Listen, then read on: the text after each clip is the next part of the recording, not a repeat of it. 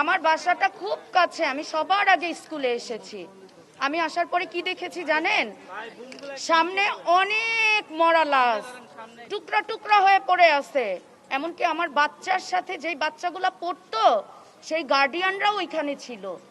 আমি আমার চোখের সামনে দেখছি যে আমার আমার আমার ময়না পাখিটা ওই রুমের মধ্যে পড়তেছে। ভাই, আমার পাখিটারে যখন বের করা হয়েছে আমি বলছি যে আমাকে একটু দেখতে দেন, আমাকে একটু দেখতে দেন আপনারা। যদি প্রথম দিন আমাকে দেখতে দেওয়া হইতো আমি কিন্তু স্কুলের মাঠ থেকেই আমার পাখিটারে বুঝতাম, কারণ আমি জানি ওইখানে কয়টা বাচ্চা কোচিং করে, কয়টা বাচ্চা ছিল।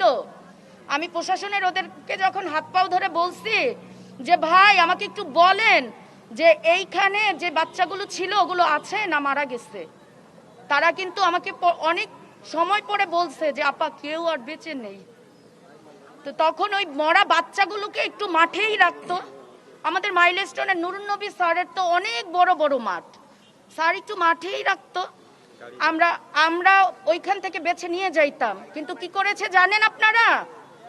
সেদিন স্যার সবার আগে আমার আমার ময়না পাখির মতো আরো যে পাখিগুলো ছিল না ওই পাখিগুলোরে উঠায়া আগে নিয়ে গেছে। কেন ভাই? ওগুলোরে রাখতেন, আমরা শনাক্ত করে নিয়ে যাইতাম। যখন নিয়ে গেছে আমি দুপুর থেকে রাত 4টা পর্যন্ত আমার পাখিটারে খুঁজছি ভাই, আমি কোথাও পাই নাই। আমি এই হসপিটাল ওই হসপিটাল সব জায়গায় খুঁজছি, কোথাও পাই নাই। আমি 4টা দিন খোঁজার পরে 2 দিন পরে আমাকে বলে যে ডিএনএ টেস্ট করে নিতে হবে।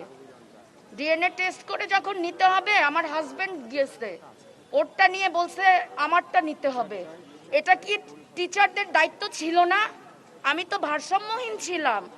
একদিন পরে আমি আর কিছু দেখতে পাই নাই, আমি কাউকে চিনি নাই। তাহলে আমাকে ওই অবস্থায় নিয়ে যাওয়া হয়েছে ডিএনএ দেওয়ার জন্য। এটা কি স্কুলের দায়িত্ব ছিল না যে আমার তো একটু রক্তই নেওয়া লাগতো, ওই রক্তটা নেওয়ার জন্য? কিন্তু স্কুল কর্তৃপক্ষ এটাও করে নাই।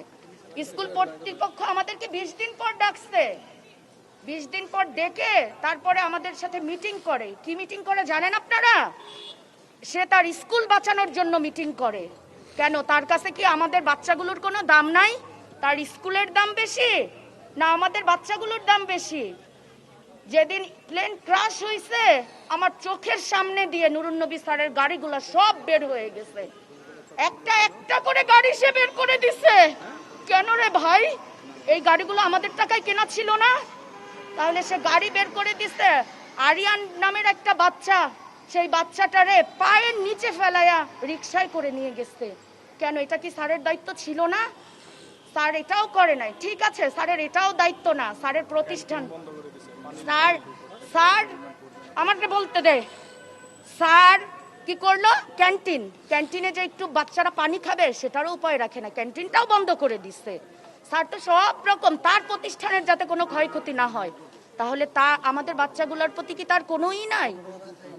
আমাদের বাচ্চাগুলা যে এত কষ্ট করে মারা গেল, আমাদের না হলে ডক্টর ইউনুস স্যার, তাকে তো আমরা বসাইছি, তার অ্যাপার্টমেন্ট পাইতে আমাদের এখনো আমরা পাই না। কিন্তু নুরুন নবী স্যারের অ্যাপার্টমেন্ট পাইতেও কি আমাদের 20 দিন সময় লাগছে? সে 20 দিন পরে আমাদেরকে কেন ডাকলো? যখন আমরা এই প্রশ্ন করি যে স্যার আপনাকে 20 দিন পরে আমাদের কেন ডাকলেন, বলে আমি তো সবার বাসায় বাসায় গিয়েছি। সে কয়জনের বাসায় গেছে ভাই? সে বাসায় গেছে, কার কার বাসায় গেছে? সে কোচিং, তার তার টিচাররা বলে যে কোচিং, আমার স্কুলে কোচিং হয় না। কে বলছে তার স্কুলে কোচিং হয় না? আমার মেয়েকে আমি আজ পর্যন্ত কোনোদিন কোচিং এ দেই নাই। আমার মেয়ে বাসায় যেয়ে কি বলে জানেন আপনারা?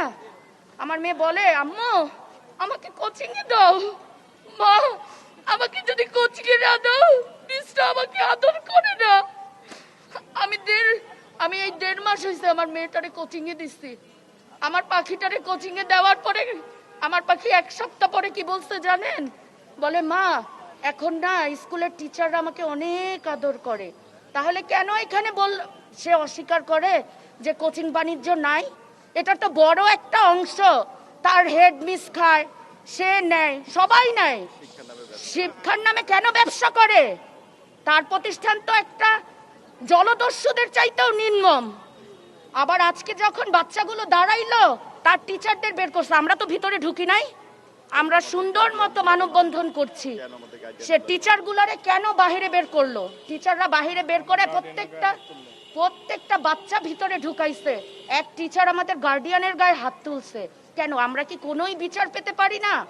আমাকে ফোন দিয়ে হুমকি দেওয়া হয়, আপনি এত কথা কেন বলেন? আপনার না আর একটা বাচ্চা আছে, ওই বাচ্চাটাকে কিন্তু আমরা তুলে নিব। কেন? আমাদের মানববন্ধন নষ্ট করার জন্য তার এত কেন? এত কি সমস্যা তার? সে আমাদেরকে শিক্ষা মন্ত্রণালয় ডাকছে, সেখানে কি লেখা ছিল জানেন? তার স্কুল বাঁচানোর জন্য আমরা যাব। আমরা সেখানে কেন যাব? আমার ময়না পাখি তো ফিরিয়ে দিতে পারবে না। তার সব স্যার, তার এই প্রতিষ্ঠান নাকি লাভজনক না। তার প্রতিষ্ঠান যে কত লাভজনক আপনারা একটু খবর নিয়ে দেখেন, আপনারা একটু খবর নিয়ে দেখেন।